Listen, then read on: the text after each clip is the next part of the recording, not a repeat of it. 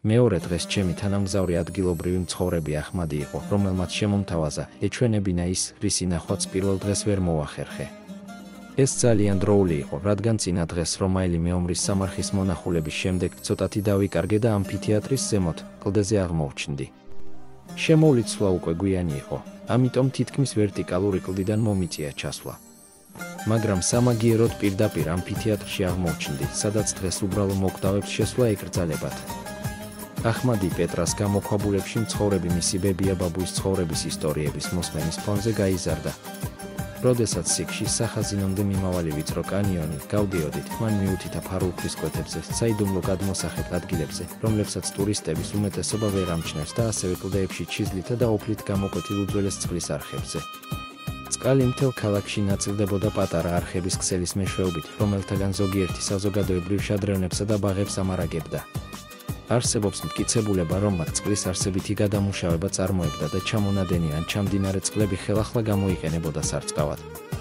პეტრას უძველესი მკვიდრნი განთქმულნი იყვნენ წყლის მოპოვებისა და შენახვის ხელოვნებით. ზამთრის თვეებში პეტრას მიმდებარე მთებში ხშირად თოვლი მოდის და როდესაც ის სწრაფად დნება, მთელი წყალი ნაპრალებიდან კანიონში ჩაედინება. პეტრას მაცხოვრებლები ამ ფაქტს იყენებდნენ ტერაკოტის მილებისგან წყალსადენების ასაგებად და კანიონის კედლების გასწვრივ ღარების მოსაჭრელად, რომლებშიც მთებიდან ჩამომავალი წყალი და გამთენიისას კედლებზე წარმოქმნილი კონდენსატი, ასევე იშვიათი წვიმის წყალი ჩაედინებოდა. ხეობის დახრილობა საკმარისი იყო იმისთვის, რომ შეგროვებული წყალი დაცულ ადგილებზე განლაგებულ ჩაღრმავებულ აუზებსა და ცისტერნებში ჩადინებულიყო. ზოგიერთი არხი და თიხის მილები მრავალი კილომეტრის მანძილზეა გადაჭიმული, კლდეებს ეკვრება და გველებივით იხვევა. სხვები კი ღრმადი ძირებიან მიწაში და კვებავენ უზარმაზარ მიწისქვეშა ცისტერნებს. ნაბატელები მათ წყალგაუმტარი კირის ხსნარით ავსებდნენ, რათა ერთი წვეთიც კი არ გაჟონილიყო. ზოგიერთი ცისტერნა ქუჩების ქვეშ იყო დამალული, ზოგი კი კლდეებში. მათგან ყველაზე დიდს რამდენიმე თვის განმავლობაში საკმარისი წყლის შენახვა შეეძლო. აკვედუკებისა და კერამიკული მილების სისტემას წყალი შორეული წყაროებიდან მოჰქონდა, როგორიცაა მაგალითად აიმუსა, მოსეს წყარო, რომელიც პეტრადან 6 კილომეტრის დაშორებით მდებარეობს. მაგრამ ეს ყველაფერი არ არის. პეტრას უძველესი მაცხოვრებლები აშენებდნენ კაშხლებს, დიახ, ნამდვილ კაშხლებს, წყალდიდობების შესაკავებლად. სიქის შესასვლელთან მასიური ქვის ბარიერი იდგა, რომელიც მზად იყო წყალდიდობისას წყლის ნაკადისგან ქალაქი დაეცვა. მათ წყლის ფილტრაციის სისტემაც კი ჰქონდათ. ამისთვის ისინი დალევამდე წყლის გასაწმენდად ქვიშას, ხრეშს და ქვას იყენებდნენ. პეტრაში იშვიათად წვიმს, მაგრამ მაშინაც კი, როცა წაიხსნება, წყალი მთებიდან გარეული ცხოველივით მოედინება. თუმცა ნაბატელებმა ამ ხეცის მოთვინიერება მარტივად ისწავლეს. პეტრაში წელიწადში მხოლოდ დაახლოებით 150 მმ ნალექი მოდის, ამიტომ ნაბატელები მაქსიმალურად იყენებდნენ თითოეულ წვეთს. წყალმომარაგების ამ რთულმა სისტემამ პეტრას საშუალება მისცა, მისი განვითარების პიკის პერიოდში შეენარჩუნებინა 20-30,000 ადამიანი, გაეზარდა აყვავებული ბაღები და ბოსტნები და ყოფილიყო აყვავებული სავაჭრო ცენტრი, მდებარე არაბეთს, ეგვიპტესა და ხმელთაშუა ზღვისპირეთს შორის. მოკლედ, ნაბატელებმა პეტრა უდაბნოში ოაზისად აქციეს არა იღბლის დახმარებით, არამედ წყლის რესურსების სფეროში ბრწყინვალე ინჟინერიისა და სიბრძნის წყალობით, რითაც დროებას ასწლეულობით გაუსწრეს. დიდი ხნის წინ, სანამ რომაელები აქ თავიანთი აკვედუკებით მოვიდოდნენ, პეტრა უდაბნოში აყვავებული ოაზისი იყო. ხაზინის უკან, სადაც ტურისტები მოჩუქურთმებული ფასადით აღფრთოვანებას ვერ მალავენ, ოდესღაც აყვავებული ბაღები იყო, რომლებიც მიწისქვეშა რეზერვუარებით იკვებებოდა. უცხოელები გაოცებულები კითხულობდნენ, როგორ შეიძლება აქ ქალაქი გადარჩეს. მათ არ ესმოდათ, საიდან გაჩნდა ამ უდაბნოში მდინარეები, ტბები, პალმის კორომები, შადრევნები ქალაქის მოედნებზე. მათთვის ეს იყო ნამდვილი სასწაული, რომლის მიღმაც ნაბატელების გენიალურობა და შრომის მოყვარეობა იმალებოდა. ზოგიერთ ადგილას კლდეებსა და უდაბნოს შორის დღესაც შეგიძლიათ ნახოთ მცენარეულობა, მაგრამ იმ უძველეს დროში აქ იყო მდინარეები და აყვავებული ბაღები. ეს იყო ნამდვილი ოაზისი უდაბნოს შუაგულში. რომაელები ჩვენ პრიმიტიულებს გვეძახდნენ, მაგრამ როდესაც მათი იმპერია დაინგრა, პეტრას წყლის სისტემები კვლავაც მუშაობდა. დღესაც კი, როდესაც იშვიათი ქარიშხალი ავსებს სიქს, თაუყურს ვადევნებ, თუ როგორ ცოცხლდებიან უძველესი არხები და ჩურჩულებენ ჩემი წინაპრების საიდუმლოებებს. პეტრა ოქროზე არ აშენებულა, ამბობდა ბაბუა ჩემი, ის წყალზე აშენდა, თქვა ახმადმა. აშკარა იყო მისი ღრმა კავშირი მიწასთან. მან იცოდა ყოველი ქვა, ყოველი მოსახვევი და ისტორიის ყოველი ნაწილი, როგორც საკუთარი ხუთი თითი. როდესაც ხაზინის წინ აღმოჩნდით, ახმადმა მირჩია, ავსულიყავი მოპირდაპირე კლდეზე მდებარე ერთ-ერთ გადმოსახედ მოედანზე, საიდანაც განსაცვიფრებელი ხედი იშლება, რათა უკეთ შემეგრძნო ნაგებობის მონუმენტურობა. მან ასევე შემომთავაზა პეტრაში ერთ-ერთი ყველაზე პოპულარული საფეხმავლო მარშრუტის, ალხუბთას ბილიკის გავლა, რომელიც მეფეთა სამარხებიდან იწყება და მთაზე ხაზინის ზემოთ მდებარე გადმოსახედ მოედნამდე მიემართება. გზა ჯერ კიბეებზე გადის, შემდეგ კი ნაწილობრივ კლდეებზე.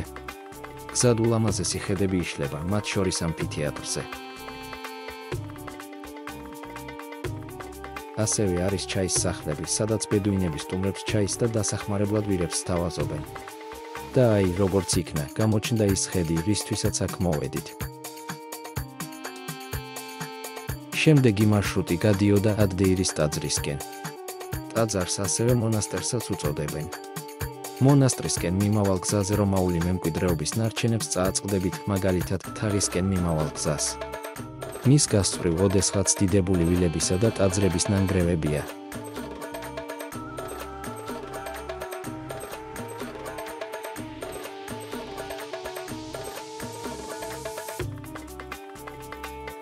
თავიდან მონასტრისკენ მიმავალი გზა ხეობაში გადის, მაგრამ თანდათან აღმართზე ადის. ადდეირი ქალაქის ზემოთ, მთებში მაღლა მდებარე პლატოზე მდებარეობს. იქ იშვიათად თუ ადის ვინმე, რადგან მთაზე ასასვლელი 3 კილომეტრიანი გზის გავლა ყველას არ შეუძლია. მთის ფერდობებზე გადასაადგილებლად შეგიძლიათ ისარგებლოთ ჯორების მწყემსების მომსახურებით. მაგრამ თუ კარგ ფიზიკურ ფორმაში ხართ, მონასტრისკენ ფეხით გაისეირნეთ. მონასტრისკენ მიმავალ გზაზე თქვენს წინაშე განსაცვიფრებელი ხედები გადაიშლება.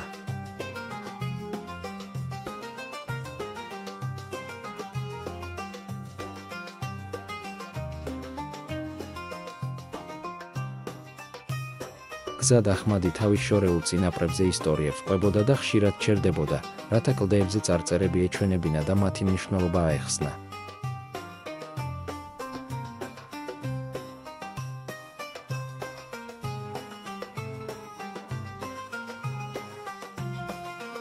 ასე შეუმჩნევლად მივაღწიეთ დიდ მოედანს, რომლის წინაც მონასტერი მთელი თავისი დიდებით აღმართულიყო. და თუ ხაზინასთან იმ დღეს ტურისტების გარკვეული რაოდენობა მაინც იყო შეკრებილი, აქ არავინ იყო ადგილობრივი ბედუინის გარდა, რომელთანაც ცოტა ვისაუბრეთ.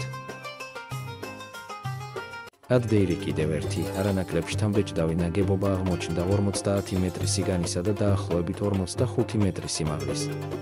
ჩემი აზრით, ჩვენი წელთაღრიცხვით პირველი საუკუნის ეს ნაბატეული კლდის ტაძარი, რომელიც მთლიანად კლდეშია გამოკვეთილი, პეტრას ყველაზე შთამბეჭდავი და თვალშისაცემი ღირსშესანიშნაობაა. მეოთხე საუკუნეში ქრისტიანობის მიღების შემდეგ შენობა მონასტრად გამოიყენებოდა. ამას მოწმობს კლდეში გამოკვეთილი საკურთხეველი და ჯვრის ფორმის ორნამენტი. აქედან მოდის მისი მეორე სახელწოდება. თუ შენობას ცოტათი მოშორდებით, შეძლებთ შორიდან დატკბეთ ამ დიდებული ნაგებობის შესანიშნავი ხედით. ახმადთან ერთად პეტრაში მთელი დღე გავატარე და საოცარი იყო იმის ყურება, თუ როგორ იცვლებოდა კლდეებისა და კლდოვანი ნაგებობების ფერები ჩვენს თვალწინ ნაცრისფერი, ქვიშიანი და ნაზი ვარდისფერი, კაშკაშა წითელით და ოქროსფერით. ახმადმა თქვა, რომ მისი წინაპრები ამ ადგილებში ცხოვრობდნენ. მართლაც, მე-19 საუკუნეში პეტრას აღმოჩენამდე გამოქვაბულების უმეტესობაში ბედუინები ცხოვრობდნენ თავიანთი ცხოვრებით, თხებითა და აკლემებით. ეს გამოქვაბულები კედლებზე კერებისგან დამახასიათებელი ჭვარტლით განსხვავდება. დღესაც კი ზოგიერთი ბედუინი აგრძელებს აქ ცხოვრებას ისევე, როგორც მათი წინაპრები მრავალი საუკუნის წინ. მიუხედავად იმისა, რომ სახელმწიფო მათთვის უსასყიდლოდ მთელი ქალაქი ააშენა ტიპიური ქვის სახლებით, მათ არ სურთ თავიანთი საცხოვრებელი ადგილების სამუდამოდ დატოვება. 1984 წელს იორდანიის ხელისუფლებამ გადაწყვიტა პეტრას ტურისტებისთვის გახსნა და ბედუინებს უფლება მისცეს, რომ მათ მოემსახურა.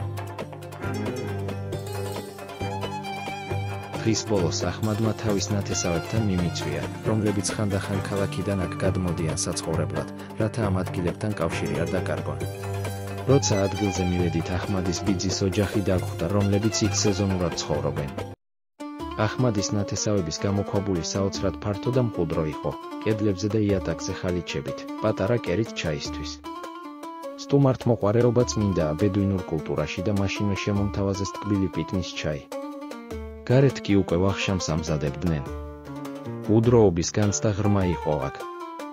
ამ უძველეს ქალაქში ათასობით წლის წინანდელი ცხოვრების წესი დღემდე არის შენარჩუნებული.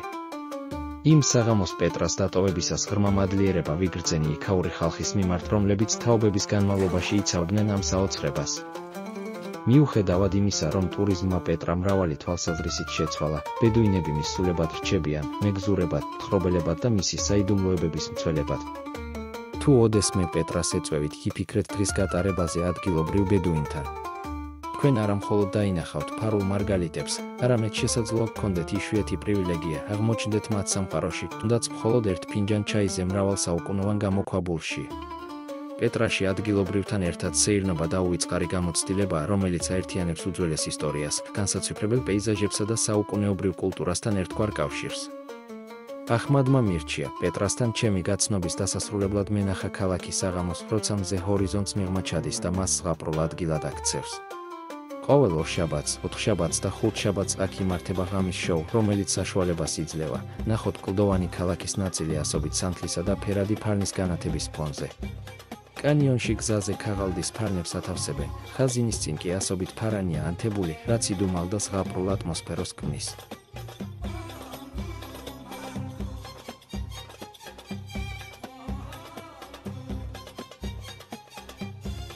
პეტრაში მოგზაურობა არა მხოლოდ უძველესი ისტორიის გაცნობაა, არამედ შესაძლებლობაც ნახო საოცარი უძველესი ძეგლები, იგრძნო ამ ადგილის მაგია და ჩაეფლო ამ ქალაქის იდუმალებით მოცულ მისტიკასა და საიდუმლოების უნიკალურ ატმოსფეროში. აქ თითოეული ქვა ნაბატეელთა უძველესი ცივილიზაციის ათასწლიან ისტორიას და საიდუმლოებებს ინახავს. ჩინეთიდან და სპარსეთიდან ეგვიპტესა და რომამდე სახმელეთო სავაჭრო გზები ქალაქზე გადიოდა. სპარსეთის ყურიდან წამოსულ ქარავნებს არაბეთის უდაბნოს მკაცრი პირობების გადალახვა კვირების განმავლობაში უწევდათ, სანამ დიდი ხნის ნანატრი პეტრასკენ მიმავალ გრილ და ვიწრო სიქის კანიონს მიაღწევდნენ. იქ მოგზაურები პოულობდნენ საკვებს, თავშესაფარს და გრილს, სიცოცხლის მომცემ წყალს. მოდით ჩვენს დროის მანქანით გავემგზავროთ და ვესტუმროთ ანტიკური სამყაროს ამ საოცარ ქალაქს მისი აყვავების პერიოდში. ნიშნულოვან სავაჭრო გზაზე მდებარეობის გამო, ნაბატია წარმოუდგენლად მდიდარი სახელმწიფო იყო. აქ გამავალ ქარავნებს სანელებლები, სპილოს ძვალი, აბრეშუმი, საკმეველი, მედიკამენტები, ლითონები და ძვირფასი ქვები გადაჰქონდათ. პეტრა აღჭურვილი იყო კაშხლებისა და სარწყავი არხების წარმოუდგენლად რთული სისტემით, რაც მას აყვავებულ ქალაქად აქცევდა. მასში არსებული სახლები, ყველა შენობა, სამეფო სასახლეები და რელიგიური ცენტრები იდეალურად იყო შერწყმული მიმდებარე ქვიშიან ლანდშაფტთან. ისეთი შთაბეჭდილება იქნებოდა, თითქოს ქალაქი უბრალოდ შთაინთქმებოდა მის გარშემო არსებულ კლდეებში. შეიძლება წარმოვიდგინოთ, თუ როგორ წარუშლელ შთაბეჭდილებას ახდენდა უდაბნოში ეს ოაზისი მოგზაურებზე, რომლებიც კვირების განმავლობაში ქვიშის გარდა ვერაფერს ხედავდნენ. დღეს ეს დიდებული ადგილი კაცობრიობის ისტორიისა და კულტურული მემკვიდრეობის მნიშვნელოვანი სიმბოლოა. მისი თითოეული კლდე, თითოეული შენობა ნაბატელების დიდებული წარსულისა და მდიდარი კულტურის შესახებ მოგვითხრობს. პეტრას უბრალოდ მონახულება არ შეიძლება, ის უნდა შეიგრძნო მისი გაუთავებელი ისტორიის ყველა ნაწილის აღქმით და გათავისებით. პეტრა არ არის მხოლოდ ადგილი რუკაზე, ეს ცოცხალი ძეგლია, რომელიც თქვენს მიერ მის აღმოჩენას ელის. პეტრას მონახულება არა მხოლოდ ბუნებისა და არქიტექტურის სილამაზის ნახვის შესაძლებლობაა, არამედ საუკუნეების განმავლობაში მიმდინარე ისტორიის ნაწილად გახდომის შესაძლებლობაცაა.